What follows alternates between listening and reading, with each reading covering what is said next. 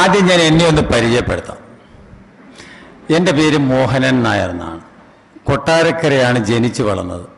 ബോംബെയിൽ ജോലി ചെയ്ത് എൻജിനീയറിങ്ങും കെമിസ്ട്രിയും. എൻജിനീയറിങ് കൊണ്ട് കെമിക്കൽ പ്ലാന്റുകൾ ഉണ്ടാക്കുന്ന ജോലിയായിരുന്നു എനിക്കും എൻ്റെ ചേട്ടനും ബോംബെയിലുണ്ടായിരുന്നു. 23 വർഷം അവിടെ ജോലി ചെയ്തു.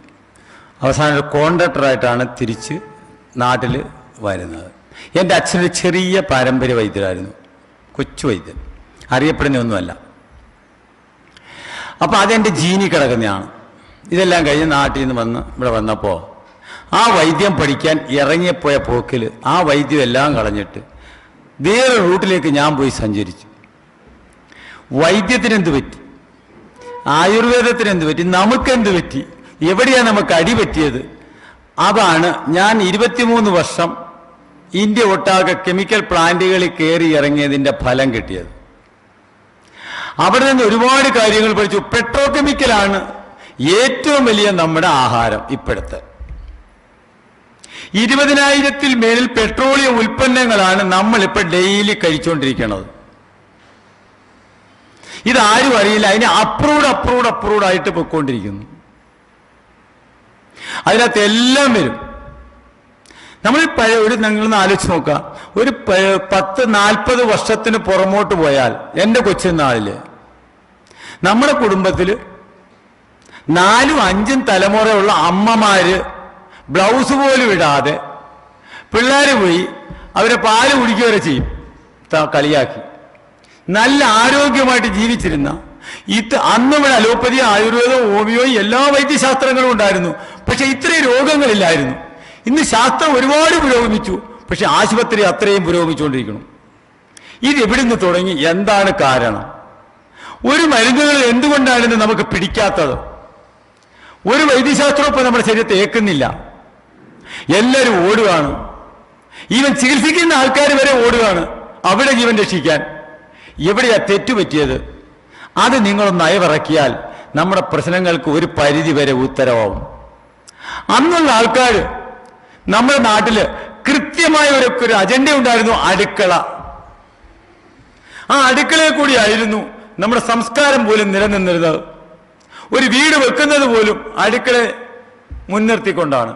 ഒരു പെണ്ണിനെ കല്യാണം കഴിച്ച് വിട്ടാൽ അമ്മ അതിൻ്റെ പുറകെ പോവും അവൾക്ക് അടുക്കള നോക്കാൻ. അത്രയും വലിയൊരു പാരമ്പര്യമായിരുന്നു നമുക്കുണ്ടായിരുന്നത്. ഇന്ന് ആ അടുക്കള വീട്ടിൽ നിന്ന് പോയി. എല്ലാവരും ഹോട്ടലിൽ നിന്ന് ശാപ്പാട്, വെളിയിൽ നിന്ന് ശാപ്പാട്. നേരത്തെ സാറ് പറഞ്ഞ പോലെ എല്ലാം ഇമ്പോർട്ടഡാണ്. ആ ഇമ്പോർട്ട് ചെയ്ത് നിങ്ങൾ കഴിക്കുന്ന എന്താണെന്ന് മാത്രം നിങ്ങൾക്ക് അറിയില്ല. ഏറ്റവും വലിയ രസകരമായ സ്റ്റഡി, ഇന്ന് അമേരിക്കക്കാരൻ്റെ ചവച്ച് തുപ്പിക്കളയുന്ന ആപ്പിളിൻ്റെയും മാങ്ങയുടെയും ചണ്ടി വരെ ജാമായിട്ട് വരുന്നുണ്ട് ഇവിടെ. എല്ലാ വേസ്റ്റുകളും ഇപ്പോൾ അവർ റീപ്രോസസ് ചെയ്ത് നമുക്ക് തരികയാണ്. അതിൽ ഏറ്റവും വലിയ റീപ്രോസസ്സാണ് പഴത്തൊലി, മാങ്ങയുടെ ചണ്ടി, ആപ്പിളൊക്കെ കേടായത്, വൃത്തികെട്ടത്.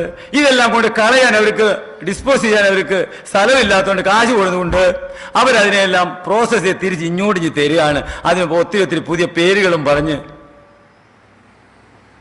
ഈവൻ കോഴിയെ കൊന്നിട്ട് അതിന്റെ തൊലി ഉരിച്ചു കഴിഞ്ഞിട്ട് അതിന്റെ തൂകൽ വരെ തിരിച്ച് കോഴിത്തീറ്റയായിട്ട് തന്നെ വരുന്നുണ്ട്. നമുക്കിവിടെ കൊടുക്കുന്ന കന്നുകാലി തീറ്റയ്ക്കകത്ത് വരുന്ന പ്രോട്ടീനായിട്ട് കൊടുക്കുന്നത് കന്നുകാലിയെ മുറിച്ചതിന്റെ രക്തം തന്നെ പിടിച്ചിട്ട് കൊടുക്കുകയാണ്. നമ്മളിതൊന്നും അറിയണില്ല. ഇതൊക്കെ അവർ പറയുന്നത് ഇത് വളമാക്കുന്നതിലും ഭേദം. വളമാക്കി എത്രയും കാശ് കിട്ടൂല, ജാമാക്കി പേസ്റ്റാക്കിയൊക്കെ ഇങ്ങോട്ട് വിട്ടു കഴിഞ്ഞാൽ ഇഷ്ടം പോലെ കാശാണ്. ഈവൻ പട്ടിയുടെയും പൂച്ചയുടെയും പന്നിയുടെ വരെ എല്ലുപൊടി നമ്മൾ കഴിക്കുന്ന കുട്ടികൾക്ക് കൊടുക്കുന്ന ബേബി ഫുഡിനകത്തുണ്ടെന്ന് പറഞ്ഞാൽ നിങ്ങൾ വിശ്വസിക്കില്ല. അതിനകത്ത് കാൽസ്യത്തിന് വേണ്ടി കൊടുക്കുന്നത് എല്ലുപൊടിയാണ്. അതായത് ഏറ്റവും രസകരം, അവിടുത്തെ പന്നിയുടെ എല്ലാണ് ഏറ്റവും കൂടുതൽ. ഇത് എല്ലാ ബേബി ഫുഡിനകത്തും വരുന്നു.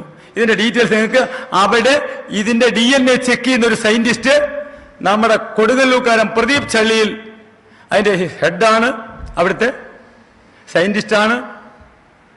ആ പുള്ളിക്കാരൻ ഒരു വീഡിയോ എനിക്ക് അയച്ചു തന്നു. ആ വീഡിയോ നെറ്റിൽ കിടപ്പുണ്ട്, കാണാം.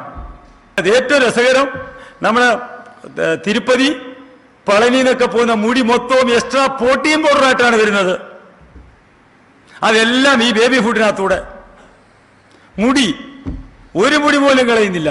ശകലം കളഞ്ഞു കഴിഞ്ഞാൽ അവിടെ ചെന്നാൽ ഇപ്പൊ ഫ്രീ ആയിട്ട് മുട്ടയടിച്ചു തരും. കാരണം അവർക്ക് നിങ്ങളുടെ മുട്ടയടിക്കുന്നതിന്റെ പൈസ അല്ല വേണ്ടത്, ആ മുടിക്കുള്ള കാശാ വേണ്ടത്.